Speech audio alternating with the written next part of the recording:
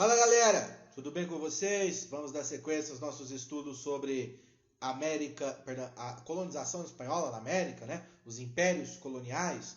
A gente estava falando no vídeo passado sobre as características gerais desse processo, as características gerais dos povos nativos, como esses nativos chegaram até o continente americano e que estágio de desenvolvimento esses povos nativos estavam, né, quando os europeus aqui chegaram. A partir de agora nós vamos falar do contato, né, da dinâmica desse enfrentamento desses dois mundos, né, o mundo americano com o mundo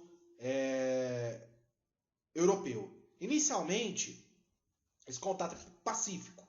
É um contato, inclusive, para os europeus, onde eles pensam, pô, chegamos no paraíso. Os indígenas nus, aquela natureza exuberante, né? Imagine você, cara, um navegador espanhol, 47 dias dentro de um cubículo do navio, chegando a uma praia daquelas paradisíacas lá do Caribe, né? Deparando-se com a natureza maravilhosa. Então, obviamente, nesse início, você tem essa visão do paraíso. Nossa, chegamos ao paraíso, os nativos são bonzinhos, aquela coisa toda. Mas com o passar do tempo, né, o conflito ele vai se estabelecendo. O nativo começa a perceber que o europeu é um sacana, né? Então, inicialmente, o nativo acolhe muito bem o europeu, né? Recebe bem, e depois ele começa a perceber que, na verdade, o europeu está atrás do ouro, está atrás das terras, está atrás de tudo que é dele, né? E o europeu também. Inicialmente, ele vê essa natureza exuberante, mas depois ele passa a olhar o famoso inferno verde, né? As doenças tropicais, o calor, tudo que se planta apodrece, não vinga pelo excesso de umidade. Então, cara, são choques de dois universos. Muitos escritos desse período a gente encontra na obra de um jesuíta espanhol chamado Bartolomé de las Casas, tá? Se alguém quiser mais informações, né, sobre esse período, desse início, né, de colonização, eu indico também um filme maravilhoso chamado 1492, A Conquista do Paraíso. Inclusive ele tem na íntegra do YouTube. Fica a dica para vocês, tá? Bom, inicialmente os espanhóis entram em contato com os povos da etnia Caribe. Inclusive o Caribe se chama Caribe por causa desses povos nativos, né? Até 1520, todas as ilhas caribenhas praticamente já tinham sido visitadas e exploradas pelos espanhóis. E essa população caribenha, né, dos índios caribes, já estavam aculturados, já tinham sofrido o processo de dominação. Aqueles que resistiram foram mortos, muitos foram mortos pelas doenças, enfim. Inicialmente se encontrou uma certa quantidade de ouro e prata nessa região das ilhas do Caribe, mas pouco depois essa reserva ela se esgotou. Isso forçou os europeus, os espanhóis especificamente, a adentrar no continente. E aí, quando os espanhóis entram no México e depois na região andina, se deparam com duas grandes civilizações, que é a civilização asteca e a civilização inca. Como eu disse no vídeo anterior, a civilização maia ela já tinha desaparecido, enquanto os europeus chegaram aqui, tá? Professor, quando é que ela desapareceu? Por que desapareceu? Enfim, eu vou pegar um mapa aqui para postar para vocês. Dá uma olhada nesse mapa aqui, ó. A civilização maia, ela se desenvolveu nessa pontinha do México aqui, ó. Tá vendo que o México ele tem parece uma pontinha? Dizem que foi aqui que bateu o meteoro, né? Nesse buraco aqui que o meteoro caiu e fudeu com os dinossauros, né? Mas aqui, ó, nessa pontinha aqui do México, a gente chama de Península de Yucatán. A civilização maia, ela se desenvolveu nessa região, que por volta mais ou menos ali do século VIII até o século XI, XII, essa civilização floresceu. Então, século XV, quando os europeus chegaram, já tinham mais de 300 anos que a civilização maia tinha desaparecido. Isso não significa que traços da cultura maia não haviam sido preservados. Vários povos nativos que viviam aqui nessa região da Guatemala, do sul do México, né? Os guatemaltecos, inclusive, eles são considerados descendentes dos maias. Essa civilização, nem os europeus, né, nem os espanhóis que chegaram aqui sabiam delas. As ruínas maias, elas só foram descobertas no final do século XIX, do século XX, por arqueólogos, enfim, que começaram a explorar essa civilização. É uma civilização que se organizava, né, em modelos de cidades-estado autônomas. Então, cada cidade, né, tinha um governo próprio, que era basicamente um rei, auxiliado por um conselheiro, né? O rei tinha funções também sacerdotais, e você tinha um conselho formado ali pela elite da sociedade, principalmente os guerreiros, né? A agricultura era a principal atividade econômica, as cidades maias elas dominavam, né, as terras próximas às cidades, desenvolveram a arquitetura, desenvolveram construção de calendário, que tem a ver com o desenvolvimento da agricultura, uma cultura bastante sofisticada, sistema de escrita, astronomia. Só que, por volta do século X e do século XI, uma série de guerras entre as cidades maias provocou o colapso dessa civilização e ela desapareceu, né? E aí ela ficou vários séculos aí sem se ter o conhecimento sobre essa cidade, essa civilização, enfim. Vamos lá, vamos dar continuação. Bom, processo de dominação dos astecas. Primeiramente, os astecas é um povo que habitou o Planalto do México, então naquela região mais do centro para o norte do México. Na verdade, a civilização asteca ela se desenvolve ali onde hoje é a cidade do México. A cidade do México ela foi erguida sobre Tenochtitlan, que é a capital do Império Azteca. Tá? Os astecas eles migraram, né, da porção norte para essa parte mais central do México, do Planalto do México, e havia uma mitologia, né, do povo asteca que a principal divindade, né, que era a serpente emplumada, iria indicar onde os astecas deveriam se fixar e montar a sua civilização, a sua aldeia, depois cidade. Quando os astecas estavam chegando perto ao lago Texcoco, o nome do lago é esse, né?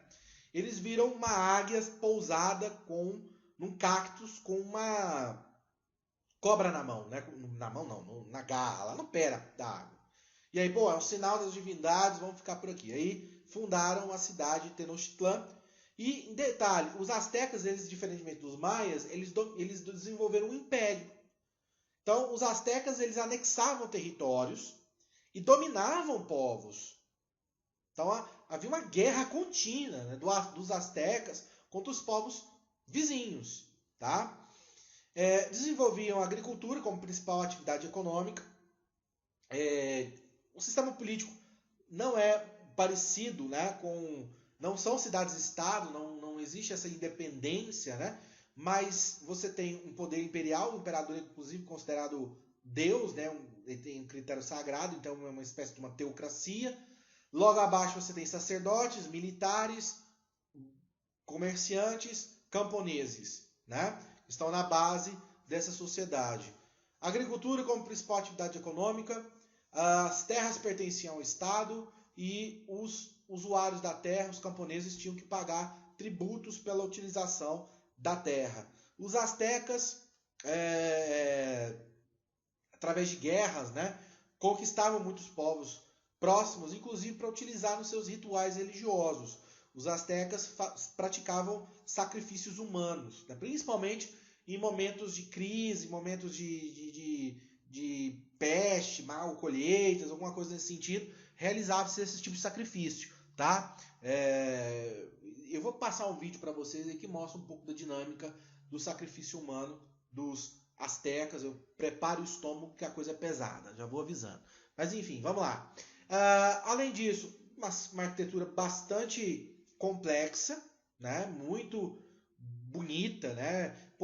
Tenochtitlan é uma cidade que quando os espanhóis chegaram, ela tinha quase 200 mil habitantes, cara.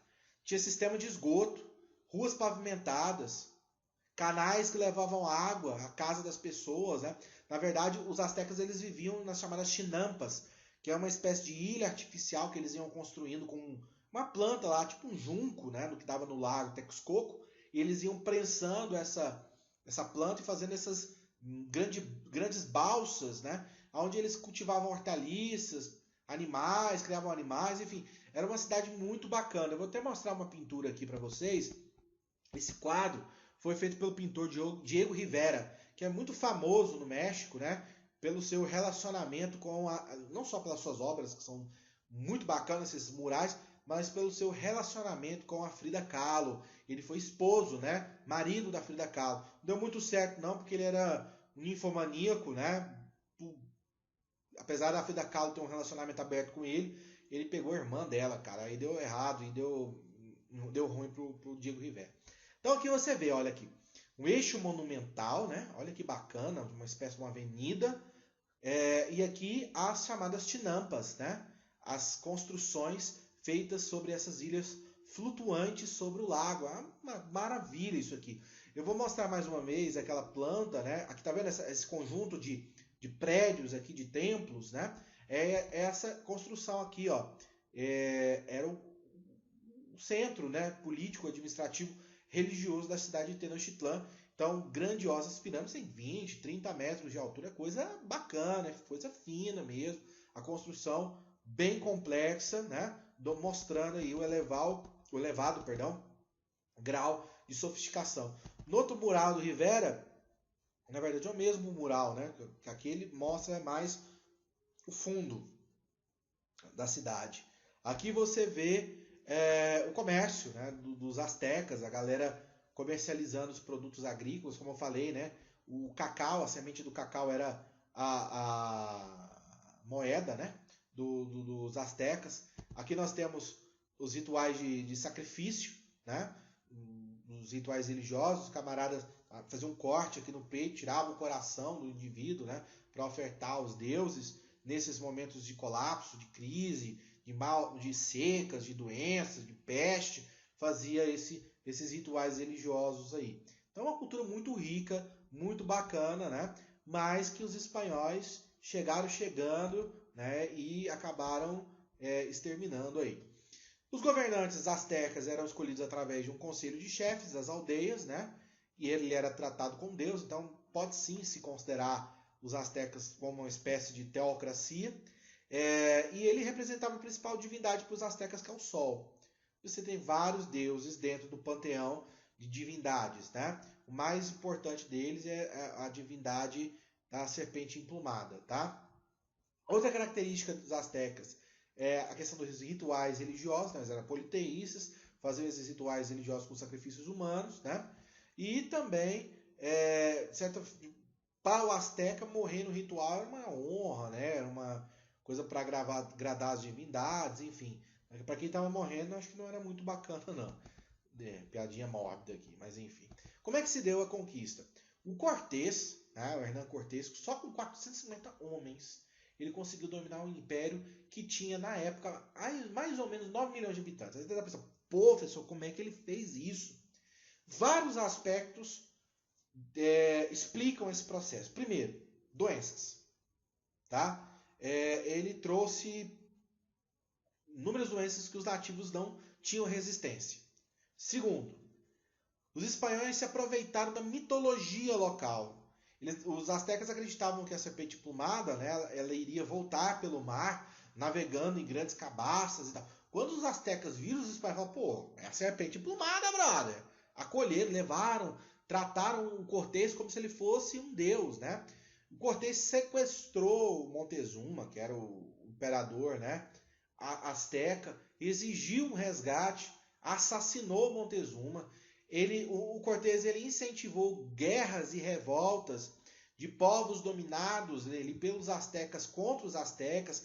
Então ele aproveitou-se, né, dessa situação geopolítica ali da região para lascar com os astecas. Então você tem as somatórias, doenças, a utilização dessa mitologia, né, ao favor dos espanhóis, a diplomacia dele, né, incentivando ali esses povos a se rebelar contra os astecas e, por último, né, lógico, a superioridade tecnológica, armas de fogo, uso de cavalos, espadas, né, armas feitas de metal. Então, obviamente, tudo isso fez com que a dominação fosse concretizada.